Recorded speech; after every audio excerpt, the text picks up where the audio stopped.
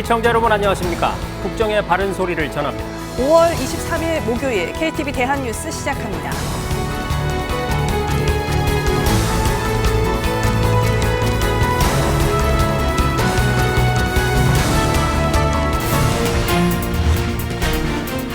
한일중 정상회의가 26일과 27일 서울에서 개최됩니다. 2019년 이후 4년 5개월 만에 열리는 건데요.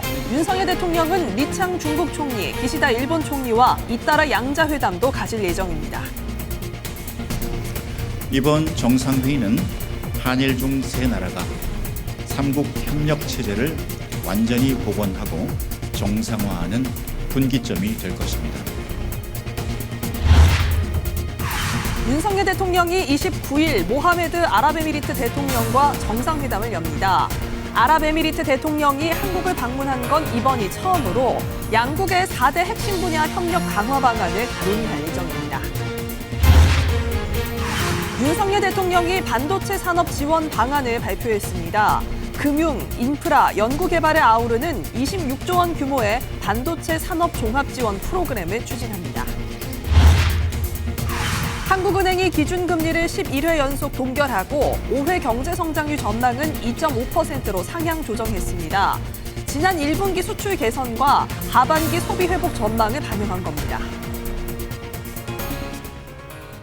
네, 오늘 첫 소식입니다. 오는 26일부터 이틀 동안 우리나라와 일본, 중국 세 나라 정상이 서울에서 만납니다. 한일중 정상회의는 지난 2019년 이후 4년 5개월 만에 다시 열리는 건데요. 윤석열 대통령은 기시다 일본 총리, 리창 중국 총리와 양자회담도 할 예정입니다. 최연 기자가 보도합니다. 오는 26일과 27일 한일중 정상회의 개최를 위해 윤석열 대통령과 기시다 일본 총리, 리창 중국 총리가 서울에서 마주합니다. 첫날인 26일 오후에는 먼저 한중 정상회담이, 이어 한일 정상회담이 용산 대통령실에서 잇따라 개최됩니다. 이후 삼국 정상은 공식 환영 만찬을 함께합니다. 만찬에는 삼국 대표단과 경제계 인사 등 80여 명이 참석할 예정입니다. 둘째 날인 27일엔 한일중 정상회의가 열립니다. 삼국 정상이 회의를 여는 건 지난 2019년 12월 이후 약 4년 반 만입니다. 윤석열 대통령은 일본과 중국의 인적 교류와 기후변화, 경제통상과 고령화 대응 등 6대 협력 분야를 제시했고 새 정상은 이에 대해 중점 논의할 전망입니다. 이들 분야의 협력 방안을 심도 있게 논의할 예정이며 그 결과는 삼국 공동선언에 포함될 것입니다. 공동선언은 삼국 정상들의 협력 의지가 결집된 결과물인 만큼 앞으로 삼국 간 각급별 협의체 운영 그리고 협력 사업의 이행을 추동하는 원동력이 될 것입니다. 대통령실 고위 관계자는 정상회의가 1시간 반가량 진행될 예정인데 특히 경제와 민생에 대해 삼국 협력 방안을 논의하는 데 많은 시간이 할애될 거라고 소개했습니다. 이 밖에 삼국 정상은 유엔 안보리 이사국으로서 인태 지역은 물론 국제 정세에 대해서도 심도 있는 논의를 이어갈 것으로 보입니다. 정상회의 이후에는 새 정상이 공동 기자회견을 열 가능성도 협의 중인 것으로 전해졌습니다. 한일중 정상회의 다음 날인 28일에는 UAE 대통령이 국빈 방문을 하고 차주에는 한 아프리카 정상회의가 잇따라 개최됩니다. 대통령실은 이번 릴레이 정상 외교를 통해 경제안보 네트워크를 강화하고 우리 기업의 운동장을 넓히는 계기가 되길 기대한다고 밝혔습니다. KTV 최영은입니다.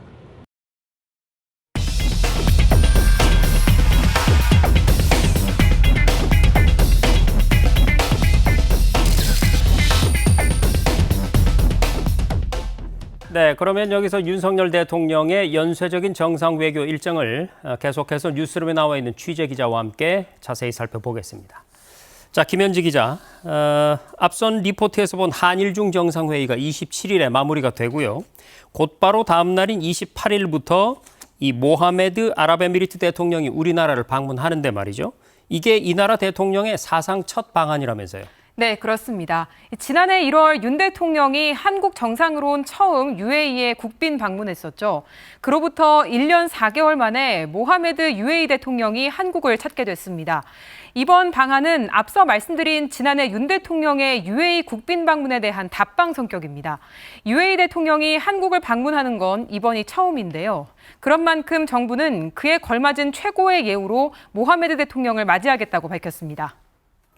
네, 그러니까 1년 4개월이란 짧은 시간 안에 상호 국빈 방문을 하는 거네요.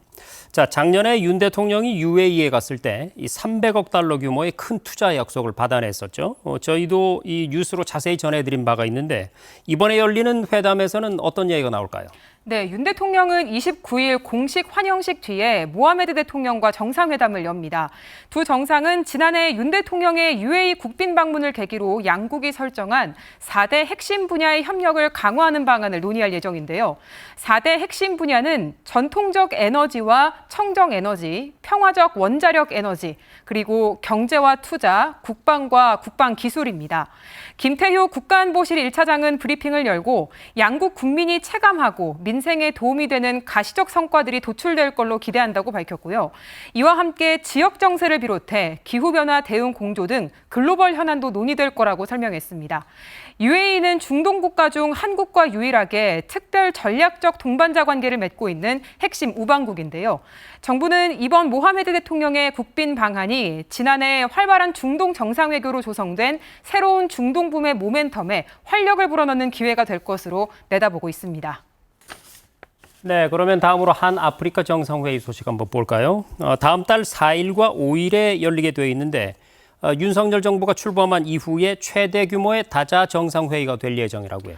맞습니다. 이번 회의는 한국이 최초로 다수의 아프리카 국가들을 대상으로 개최하는 다자 정상회의인데요. 45개국 이상의 대표단이 한국을 찾을 걸로 예상됩니다. 윤 대통령은 글로벌 중추국가 비전 아래 출범 초부터 아프리카를 포함한 글로벌 사우스와의 전략적 협력을 강조해왔습니다. 잠깐 글로벌 사우스에 대해 설명해 드리자면요.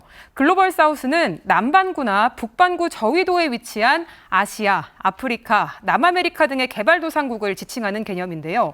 오늘날에는 인도, 사우디아라비아 등을 비롯한 120여 개국이 글로벌 사우스로 분류됩니다. 정부는 이번 정상회의로 이 글로벌 사우스와의 전략적 협력을 확장하겠다고 밝혔고요. 또 이번 정상회의는 아프리카 국가들과 정치와 경제, 사회 연대를 강화하고 특히 핵심 광물과 인프라 등 다양한 경제안보 분야에서 실질적인 협력을 추구하는 계기가 될 거라고 언급했습니다. 네, 지금까지 윤 대통령의 정상외교 일정 자세히 살펴봤습니다. 김현지 기자, 잘 들었습니다.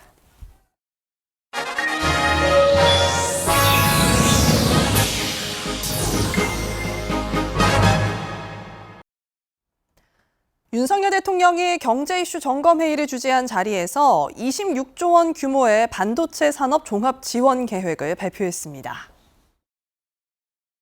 금융, 인프라, R&D는 물론이거니와 중소 중견기업 지원까지 아우르는 윤 대통령은 반도체가 곧 민생이라며 외교적으로 풀어야 할 문제가 있다면 직접 뛰어서 해결하겠다고 말했습니다. 문기혁 기자입니다. 반도체 산업을 주제로 제2차 경제 이슈 점검 회의가 열렸습니다. 윤석열 대통령은 이 자리에서 26조 원 규모의 반도체 산업 종합 지원 프로그램을 발표했습니다.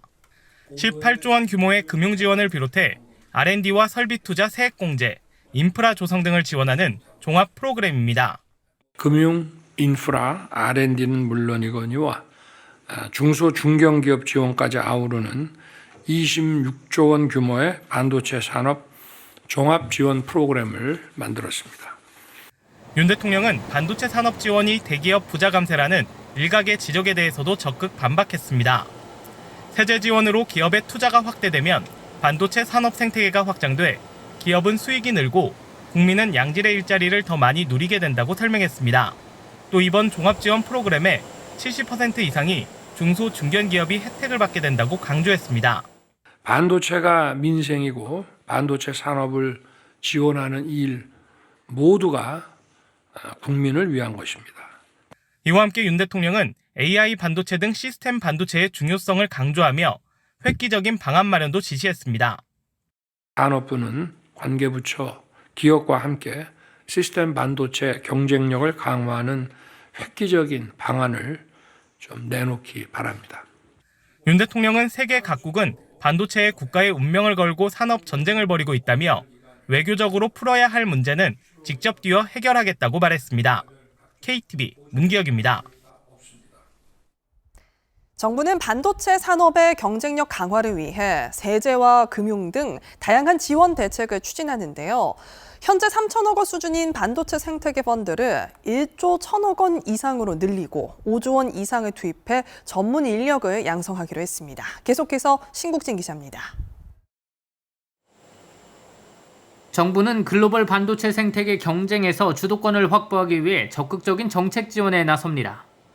반도체 메가클러스터 조성에 발맞춰 금융, 인프라, 인력 양성 등 반도체 생태계 전반에 26조 원 규모입니다. 먼저 18조 1천억 원의 반도체 금융 지원 프로그램이 올해 가동됩니다. 산업은행 출자를 통해 17조 원 규모 대출 프로그램을 신설하고 현재 3천억 원 규모로 조성 중인 반도체 생태계 펀드는 1조 1천억 원으로 확대합니다. 특히 투자 수요에 따라 반도체 생태계 펀드는 추가 확대할 예정입니다. 향후 투자 수요에 따라 추가 확대도 추진하겠습니다. 팹리스 소부장 기업들이 대형화를 뒷받침할 수 있도록 기업당 지원 규모도 늘릴 예정입니다. 반도체 메가클러스터의 신속한 조성을 위한 인프라 지원도 강화됩니다. 산단 개발은 개발계획 수립부터 착공까지 7년 이상 소요되지만 반도체 클러스터의 경우 계획 수립과 보상을 동시에 추진, 소요 기간을 절반으로 단축한다는 목표입니다. 인프라 지원은 기업 지원에 그치지 않고 산단 근로자와 지역 주민들의 주거, 문화, 교통 여건도 함께 개선되도록 나섭니다. 기업이 안정적으로 투자를 유치할 수 있도록 세제 지원도 강화합니다. 국가전략기술 세액공제 적용 기한을 연장하고 반도체 설계용 소프트웨어 구입비 등도 R&D 세액공제 적용 범위에 포함합니다. 또한 꼭 필요한 기술이 누락되지 않도록 반도체 분야 국가전략기술 범위를 확대해 나가기로 했습니다. 우리나라 반도체 생태계에서 취약한 부분인 R&D와 인력 양성도 투자를 확대해 지난 3년간 3조 원 수준이던 예산을 앞으로 3년간 5조 원 이상으로 늘릴 계획입니다. 반도체 관련 첨단 패키지, 미니팹 구축 등 R&D 사업 예비 타당성 조사를 조속히 마무리하고 그 결과에 따라 내년도 예산안에 반영할 계획입니다. 반도체 특성화 대학과 대학원 과정을 확대하여 현장 수요에 맞는 전문 인력도 집중 양성하겠습니다. 정부는 반도체 생태계 지원 방안을 보다 구체화해 6월 확정하고 시스템 반도체 성장 전략도 오는 8월까지 마련하겠다고 밝혔습니다. KTV 신국진입니다. 한국은행 금융통화위원회가 기준금리를 11회 연속으로 동결했습니다. 아울러 올해 경제성장률 전망은 2.5%로 올려잡았는데요. 지난 1분기 수출 개선과 하반기 소비 회복 전망을 반영한 결과입니다. 이혜진 기자의 보도입니다. 한국은행 금통위는 통화정책 방향 회의를 열어 기준금리를 현 수준인 연 3.5%로 유지하기로 결정했습니다. 지난해 2월부터 11차례 연속 동결입니다. 한국은행이 목표하는 수준까지 물가가 충분히 떨어지지 않았다는 판단이 이번 동결 결정에 반영돼 있습니다. 한은은 경제 성장률 개선과 환율 변동성 확대로 물가의 상방 압력이 커진 만큼 긴축 기조를 유지할 필요가 있다고 설명했습니다. 이르면 9월에나 금리를 내릴 걸로 보이는 미국 중앙은행 연방준비제도의 통화정책 불확실성도 영향을 미친 걸로 보입니다. 이미 미국과 금리 차가 역대 최대로 벌어진 상황에서 외국인 자금 유출과 환율 불안을 감수하면서까지 연준에 앞서 섣불리 금리를 인하할 필요는 없기 때문입니다. 이창용 한국은행 총재는 중동발 지정 확정 리스크도 여전한 만큼 당분간 대내외 정책 여건을 점검해 나가야 한다고 설명했습니다. 물가가 목표 수준으로 수렴할 것이라는 확신이 들 때까지 현재의 긴축 기조를 충분히 유지할 것입니다. 올해 경제 성장률 전망치는 기존 2.1%에서 2.5%로 상향 조정됐습니다. 반도체 중심의 수출 개선에 힘입어 지난 1분기 국내 총생산 성장률이 시장 예상을 크게 웃돌았고 하반기 이후 소비도 완만한 회복세를 이어갈 걸로 봤기 때문입니다. 금년 성장률은 지난 2월 전망치 2.1%보다 상당폭 높은 2.5%로 전망됩니다.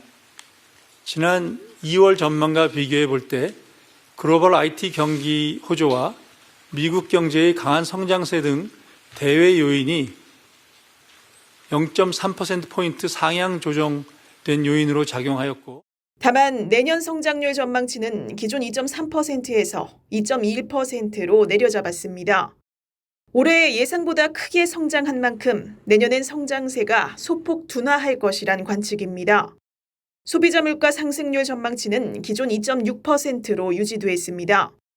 물가 상방 압력이 커지긴 했지만 완만한 소비 회복세를 고려할 때 연간 전망을 조정할 수준은 아니란 판단에 섭니다. KTV 이혜진입니다.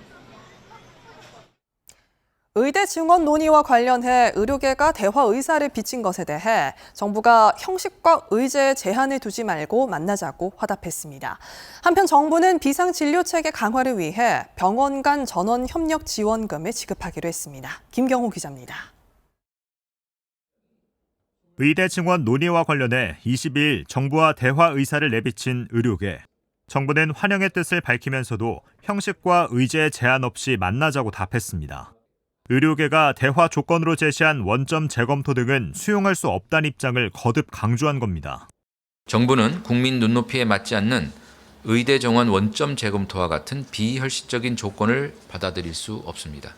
의료개혁 추진을 위한 사회적 논의는 계속되고 있습니다.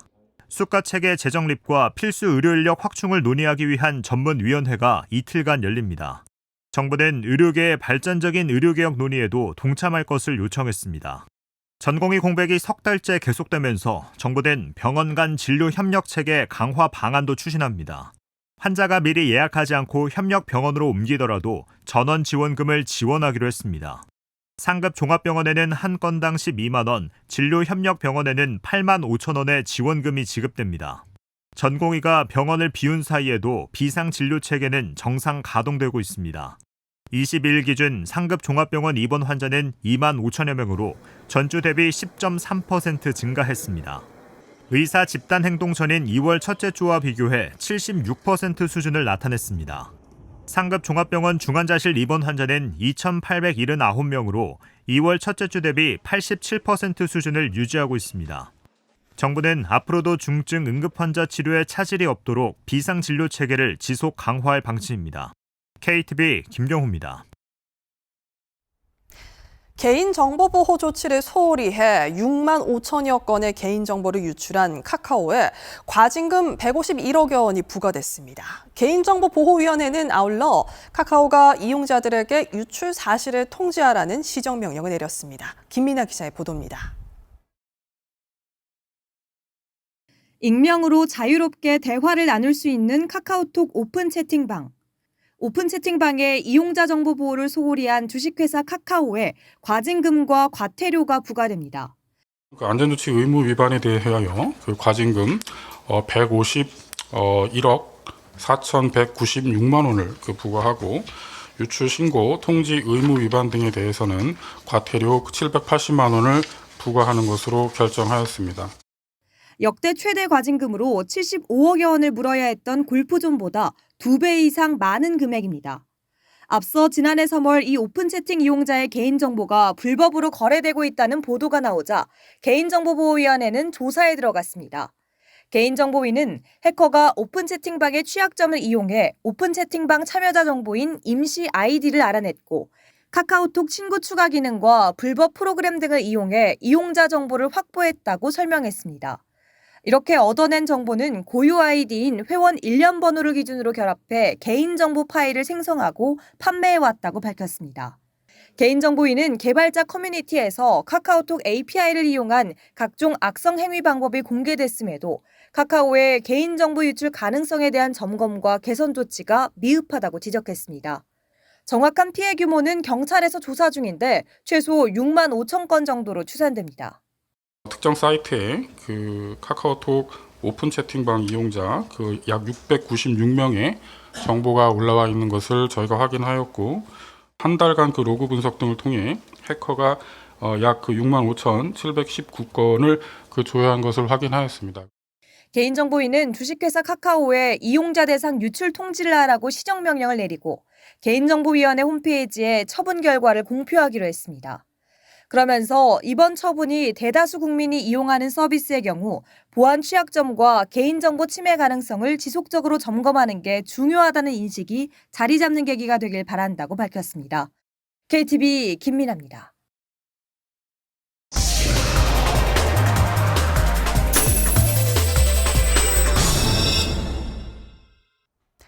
이혼 뒤 양육비를 주지 않는 부모로 인해 생활고를 겪는 아이들이 많습니다. 양육비를 정부가 먼저 지원하고 구상권을 청구하는 선지급제를 대안으로 내놨는데요. 정부가 국회에 계류 중인 법안의 통과를 위해 최선을 다하겠다고 밝혔습니다. 윤현석 기자입니다. 이혼 후 홀로 4아이를 키우는 신수연 씨. 양육비 이행관리원의 한시적 양육비 긴급지원 서비스를 받고 있습니다. 이혼 소송 과정에서 매달 200만 원의 양육비를 받기로 했지만 전 남편이 구속수감을 이유로 양육비 지급 의무를 지키지 않고 있기 때문입니다. 양육비 이행 확보 지원 신청을 하여서 채권 추심과 추심 명령을 받았지만 구속수감 중이라는 이유로 또 받지 못했고 영치금 압류를 신청을 해놓은 상태인데 사실은 그것도 진행이 안 된 상태입니다. 아이들이 커가며 필요한 돈은 많아지지만 혼자 생계를 꾸려나가기엔 벅차기만 합니다. 다른 부모님들은 좋은 대학 가면 다들 1학년 누리라고 즐기라고 경험해보라고 얘기를 하지만 저는 그렇게 얘기해 줄 수도 없고 대학교 간 아이한테 정말 옷 한 벌도 해주지 못했어요. 결국 신 씨는 생활비를 마련하기 위해 개인 채무까지 지고 말았습니다. 지난해 비양육 부모로부터 양육비를 받지 못해 양육비 긴급 지원을 받을 수는 953명. 245명이던 2020년에 비해 4배가량 증가하는 등 점점 늘어가는 추세입니다. 이 밖에도 전체 한부모 10명 중 4명만이 비양육 부모로부터 양육비를 받는 것으로 나타나는 등 양육비 이행 현실도 열악한 실정입니다. 양육비를 제대로 받지 못한 한부모 가구를 위해 정부가 양육비 선지급제 도입 계획을 밝혔습니다. 양육비 선지급제는 국가가 우선 양육비를 지급하고 이를 양육비 채무자에게 받아내는 제도입니다. 정부는 선지급제 도입 근거 마련을 위한 국회 입법 지원에 나섰고 이 같은 내용이 담긴 법안이 발의됐지만 국회에 계류 중입니다. 법안에는 양육비 선지급제와 함께 양육비 채무자의 동의 없이도 소득, 재산 조사가 가능할 수 있게 하는 내용도 담겼지만 21대 국회 회기안 통과는 불투명한 상태입니다. 생활고에 시달리는 양육비 미지급 피해자들은 조속한 법 통과를 바라고 있습니다. 정부 역시 선지급의 수혜자가 한 해 18,000명에서 19,000명에 달할 것으로 추정되는 만큼 법안 통과를 위해 최선을 다하겠다는 입장을 밝혔습니다. 정말 필요한 민생 법안이기 때문에 근본 회기내 통과를 절실히 희망합니다. 만약에 이제 불발이 된다라는 부분을 가정하지 않을 수 없는데 그렇게 된다면 저희가 22대 국회에 첫 본회의 통과를 목표로 조속한 입법을 추진하도록 하겠습니다. 정부는 법안 통과로 양육비 선지급제가 시행될 경우 도입 후 3년간 성과를 분석해 제도를 보완하겠다고 밝혔습니다. 또 올해 진행될 한부모 가족 실태조사에서 연령별로 필요한 자녀 양육비를 조사하는 등 합리적인 지원 기준을 마련할 방침입니다. KTV 윤현석입니다. 기업들의 장애인 의무 고용률이 꾸준히 증가하고 있는 걸로 나타났습니다. 일단 긍정적인 소식이지만 내용을 좀 들여다보면 공공부문에 비해서 민간의 고용률이 낮았고 특히 민간에서도 대기업의 경우는 의무 고용률에 한참 못 미치는 걸로 집계됐습니다. 김영민 기자의 보도입니다. 고용노동부의 2023년 장애인 의무 고용 현황을 보면 상시 근로자가 50명 이상인 32,316곳의 공공과 민간 기업에서 장애인 고용률은 평균 3.17%로 나타났습니다. 전체 917만 6천 명 가운데 29만 1,323명으로 중증 장애인일 경우 2배 적용됩니다. 전년 3.12%보다 0.05%포인트 늘어난 수치로 장애인 고용률은 10년 전 2.54%에서 매년 꾸준히 늘고 있는 것으로 집계됐습니다. 2023년 장애인 의무 고용률은 공공 3.6%, 민간 3.1%입니다. 공공부문의 고용률은 3.8%로 의무 비율을 넘겼지만 민간은 2.99%로 낮았습니다. 민간 기업을 규모별로 보면 100인 미만 사업장이 2.19%로 가장 낮았고 500에서 999인 사업장이 3.45%로 가장 높았습니다. 특히 대기업 집단의 경우 1,003곳의 고용률은 2.43%로 의무 비율에 한참 못 미쳤습니다. 정부는 이를 위해 민간 기업에 대한 컨설팅을 확대하고 자회사형 표준사업장 설립 규제를 완화하기로 했습니다. 또 의무 고용률을 초과한 기업에는 고용 장려금을 지급해 고용을 유도할 방침입니다. KTV 김용민입니다. 초등학교 방과 후 수업을 확대한 늘봄 학교 시행 이후로 정부는 기간제 교사 배치 등 일선 교사들의 업무를 줄여주기 위해서 힘쓰고 있는데요. 여기에 더해서 앞으로는 학생 출결 관리 등 교사의 행정 업무를 더욱 간소화하기로 했습니다. 박지선 기자가 보도합니다. 저녁 8시까지 학교에서 다양한 교육 프로그램을 이용할 수 있는 늘봄 학교는 1학기 2천여 개 초등학교에서 운영 중입니다. 정부는 늘봄 학교 도입으로 교사들의 업무 부담이 가중되지 않도록 늘봄 전담 인력으로 기간제 교원 2천여 명을 배치한 바 있습니다.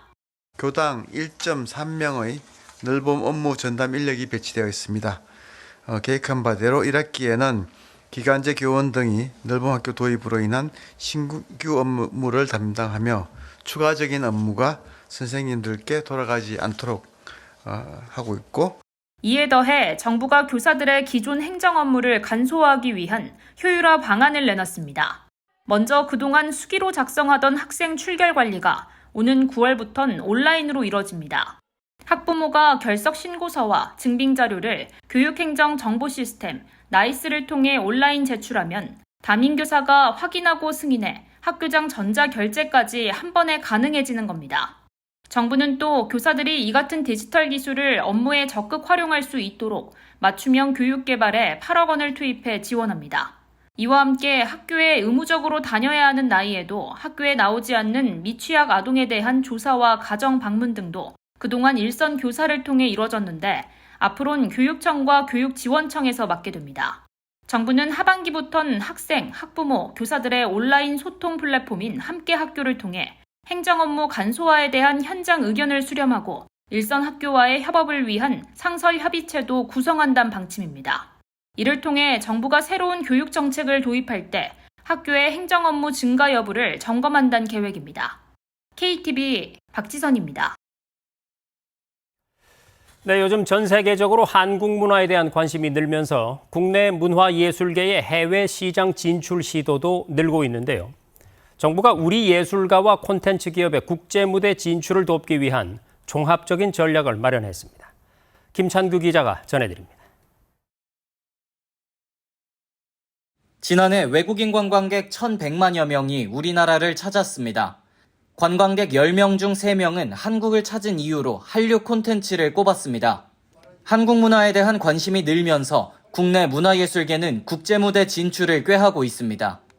해외 주요 마켓에서 다른 나라의 콘텐츠라든가 예술 작품을 만들어내는 예술가들, 콘텐츠 기업들과 경쟁을 하면서 해외 시장에 진출하고자 하는 욕구가 대단히 늘어나고 있습니다. 이를 뒷받침하기 위해 문화체육관광부가 국제문화정책 추진 전략을 발표했습니다.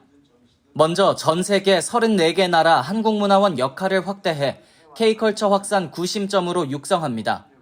문화원이 한국관광공사 해외지사와 세종학당 등과 협업을 담당하고 운영 프로그램도 자체적으로 기획하게 해 활성화한다는 계획입니다. 문화원이 없는 나라에서는 세종학당이 역할을 대신하도록 기능을 단계적으로 확대하기로 했습니다. 한류 콘텐츠 수출 시장도 다변화합니다. 올해 싱가포르와 인도, 호주와 스페인 등 10개 나라에 비즈니스 센터를 새로 만들고 2027년 50곳까지 늘릴 예정입니다. 이와 함께 해외 진출을 바라는 콘텐츠 기업에 계약 검토와 마케팅 전략 자문 등 새 시장에 대한 정보를 제공할 방침입니다. 수출 기반 마련을 위해 금융 지원을 50억 원까지 늘리고 저작권 보호 지원과 콘텐츠 번역 인력도 확대합니다. 해외에서 우리나라 문화를 알리는 프로그램도 개편합니다. 문화예술부터 체육과 관광까지 한국 문화 전반을 소개하는 코리아 시즌은 지금까지 한 해 한 국가에서 열렸는데 이번 전략에 따라 연간 10개 내외 나라에서 개최하고 총괄 예술감독도 선임하기로 했습니다. 유인촌 문체부 장관은 이번 전략을 토대로 기존 정책을 체계적으로 정비하고 확대해 우리나라가 글로벌 문화 중추국가로 도약하는 데 앞장서겠다고 밝혔습니다. KTV 김찬규입니다.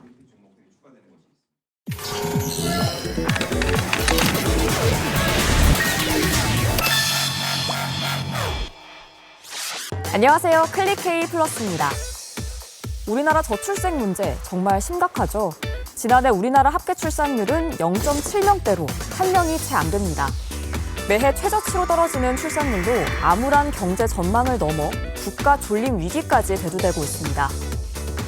이에 정부는 저출생 극복을 국가 최우선 과제로 두고 신속하게 움직이고 있는데요. 자세한 내용 알아보겠습니다. 먼저 아이가 태어난 직후에 일시금으로 지원받는 첫 만남 이용권 지원 금액이 올해부터 늘어납니다. 첫 만남 이용권은 출생 초기에 양육비 부담을 완화하고자 만들어진 정책으로 산후조리원과 육아용품, 의료비 등에 쓸 수 있는 바우처로 지급되는데요.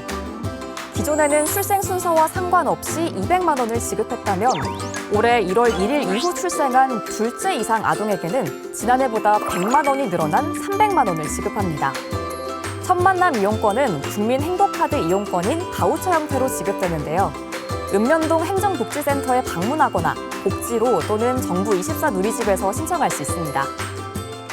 이와 함께 2살 미만 자녀를 양육하는 가정에 지원되는 부모급여도 인상됐습니다. 원래는 0세의 경우 월 70만 원, 1세는 월 35만 원이 지급됐지만 올해부터는 0세 월 100만 원, 1세는 월 50만 원으로 상향됐습니다. 부모급여 역시 읍면동 행정복지센터에 방문하거나 복지로 또는 정부24 누리집을 통해 온라인 신청할 수 있는데요. 이때 생후 60일 이내에 신청해야 출생일이 속한 달부터 부모급여를 받을 수 있다는 점 꼭 알아두시기 바랍니다. 그런가 하면 공동 육아하는 맞벌이 부모의 경제적 부담을 덜어주기 위해 3+3 부모 육아휴직제를 올해부터는 6+6으로 확대했습니다. 부모가 모두 육아휴직을 쓸 경우 육아휴직 급여 지급 기간은 기존 첫 3개월에서 6개월까지로, 적용 대상은 아이가 태어난 지 12개월에서 18개월까지로 늘었습니다. 육아휴직 급여 상한액도 최대 300만 원에서 최대 450만 원까지로 인상되는데요. 첫 달 200만 원으로 시작해 마지막 달엔 450만 원, 부부가 합산하면 월 900만 원까지 받을 수 있는데 이렇게 되면 6개월 동안 받을 수 있는 최대 금액이 3,900만 원이나 됩니다. 하지만 이러한 노력에도 불구하고 우리나라의 저출생 문제는 여전히 심각한 상황인데요. 이에 정부는 특단의 대책까지 예고하면서 가칭 저출생 대응 기획부를 신설하겠다고 밝혔습니다. 저출생 대응 기획부를 설치해서 좀 더 아주 공격적으로 강력한 컨트롤 타워 역할을 맡기려고 합니다. 사회부총리를 맡겨서 하여튼 실효성 있는 정책들을 빠른 속도로 추진하는 것이 중요하다고 생각합니다. 인구 소멸의 위기를 넘어 국가의 존립까지 위협하는 저출생 문제. 정부가 저출생 문제를 담당할 저출생 대응 기획부 설치 등 본격적인 문제 해결에 나서는 만큼 부디 출산율이 반등할 수 있길 바라봅니다.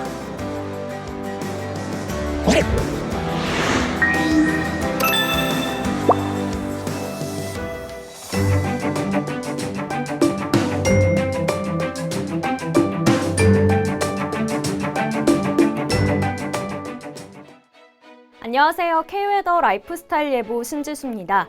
금요일인 내일은 오늘보다 기온이 조금 내려가지만 초여름 더위는 여전하겠습니다. 아침 기온 서울과 대구가 16도로 시작하겠고요. 낮 기온은 서울 25도, 대구는 30도까지 오르겠습니다. 내일 전국이 대체로 구름 많다가 차차 흐려지겠고요. 경기 북부와 강원 영서 북부, 새벽에서 아침 사이 5mm 미만의 약한 비가 내리겠습니다. 또 내륙은 대기가 불안정해지면서 내일 늦은 오후부터 저녁 사이 5에서 20mm의 소나기가 지나는 곳이 있겠습니다. 다음은 자세한 지역별 날씨입니다. 중부지방 아침 기온 서울 16도, 대전 14도로 시작해 낮에는 서울 25도, 대전 28도 예상됩니다. 동해안 지방의 아침 기온은 강릉과 울진이 15도 보이겠고요. 낮 기온은 대부분 19도에서 20도 안팎에 머물겠습니다. 남부지방은 아침에 전주가 15도, 부산 19도로 출발해 낮에는 전주 27도, 부산 26도 예상됩니다. 해상에는 구름이 많겠고 물결은 모두 잔잔하겠습니다. 일요일 강원과 경북을 제외한 전국에 비가 시작돼 월요일 전국으로 확대해 내리겠습니다. 날씨였습니다. 천리안 위성 5호 개발 사업이 예비 타당성 조사를 통과해서 본격화한다는 소식입니다. 이 천리안 5호는 초강력 태풍과 돌발성 호우 등을 신속하게 예측하는 기능을 하게 되는데요. 전 지구적인 기후 변화로 인해 기상 예측의 중요성이 갈수록 커지고 있습니다. 우리가 개발한 위성들이 국민의 생명과 재산을 보호하는 데 큰 역할을 하길 기대해 봅니다. KTV 대한뉴스 오늘 저희가 준비한 소식은 여기까지입니다. 시청해주신 여러분 고맙습니다.